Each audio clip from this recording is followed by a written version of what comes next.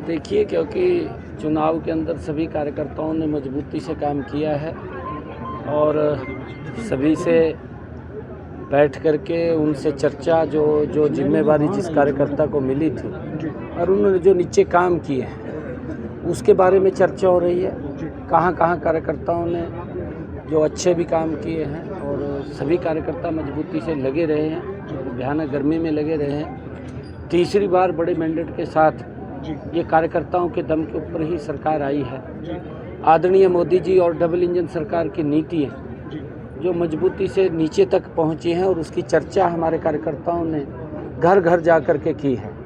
उसका परिणाम है और उसको लेकर के अलग अलग जो जिम्मेवारी जिन कार्यकर्ताओं को जहां जहां दी गई थी उन सब से बैठ कर के बातचीत हो रही है। अभी हमारे कोर कमेटी के सभी पदाधिकारी थे, उनसे बातचीत हो रही थी, क्योंकि एक मेंबरशिप का बड़ा अभियान सदस्यता ग्रहण का चल रहा है। उसको लेकर के अलग अलग जिम्मेवारियां भी सौंपने का डिस्ट्रिक्ट वाइज काम किया है, ताकि जो टारगेट मेंबरशिप का लिया है 50 लाख का, उसको जल्दी हरियाणा पूरा करेगा और उसको लेकर के सारी योजना रणनीति वो बनी है, चर्चा हुई है।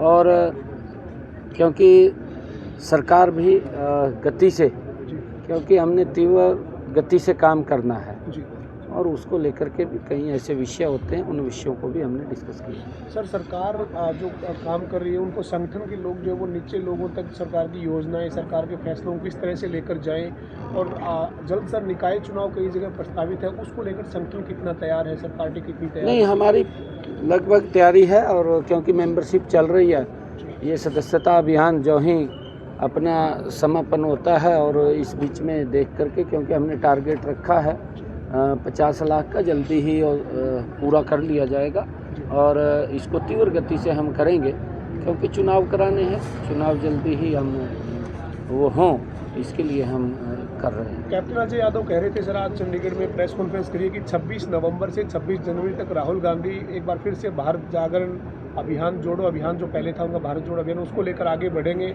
जातिगत जनगणना हो, इसको लेकर देश को जागरूक किया जाएगा और आज जो वो पूरे देश में जाएंगे 2 महीने का ये उन्होंने अपना कार्यक्रम कांग्रेस ने बनाया है सर। और जातिगत जनगणना की बात कांग्रेस बार बार करती है सर, आप क्या कहेंगे सर? देखिए, क्योंकि मेरा जो मानना है, कांग्रेस 50-55 साल तक सत्ता में रही है और कांग्रेस ने जो अपेक्षाएं देश को कांग्रेस से थी वो पूरी नहीं कर पाई। उन्होंने बेशक अपनी अपेक्षाएं पूरी कर ली हों, कांग्रेस के नेताओं ने, कांग्रेस के लोगों ने, उन्होंने शायद अपनी अपेक्षाएं पूरी कर ली हों, परंतु देश को जो अपेक्षाएं थी उससे देश वंचित रहा है। अभाव था हर चीज़ का।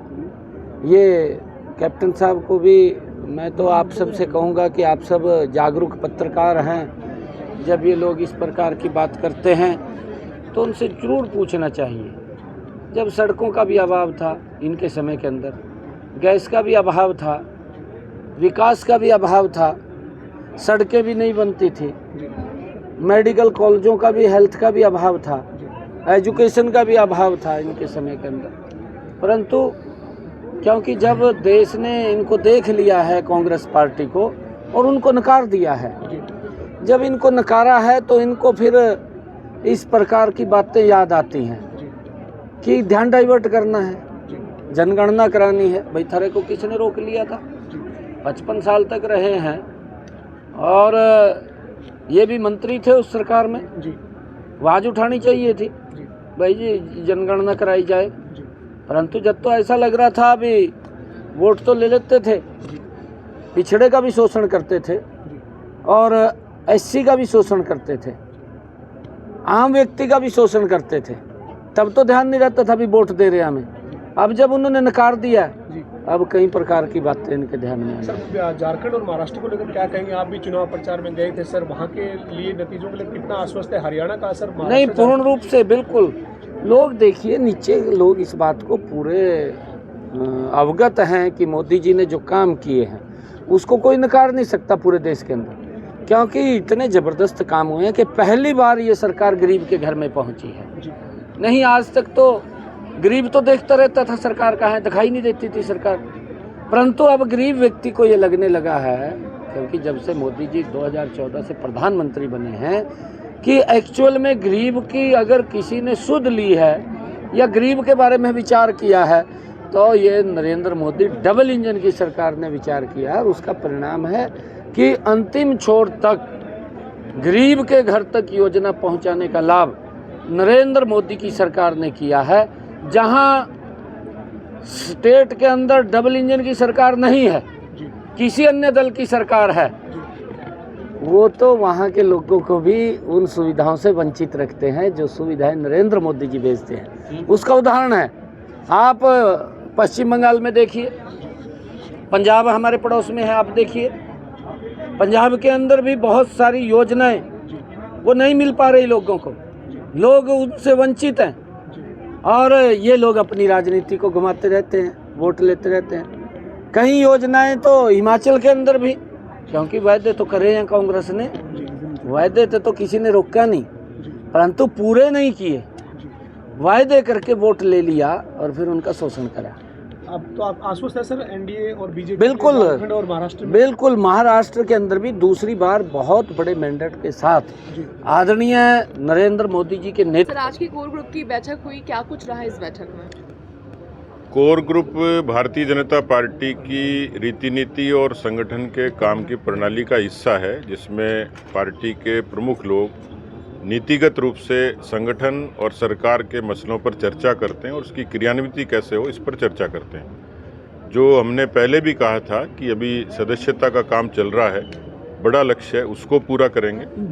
संगठन को धरातल पर और ज़्यादा मजबूत कैसे करें उस पर चर्चा हुई।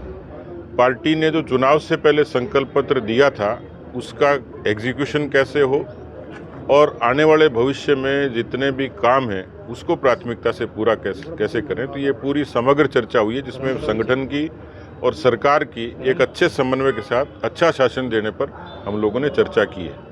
सर संगठन में बदलाव जिस तरीके से आगे होना है उसको लेकर भी डिस्कशन किया गया है कि किन लोगों को आगे संगठन में जो है वो जगह दी जाएगी, कौन से वो मजबूत चेहरे होंगे जो ग्राउंड पर जो काम करते हैं। और जिस तरीके से कल जो बैठक हुई थी 42 जो विधायक कैंडिडेट बुलाए गए थे उनकी ओर से भी एक शिकायत थी कि जो भीतर घात करने वाले थे उन पर कार्रवाई हो, उनको संगठन में जगह ना दी जाए।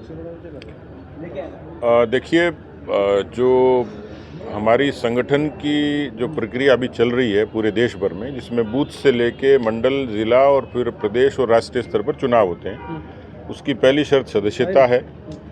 पूरे देश भर में चुनाव होंगे और इस लिहाज से हम लोगों ने उसकी तैयारी शुरू की है।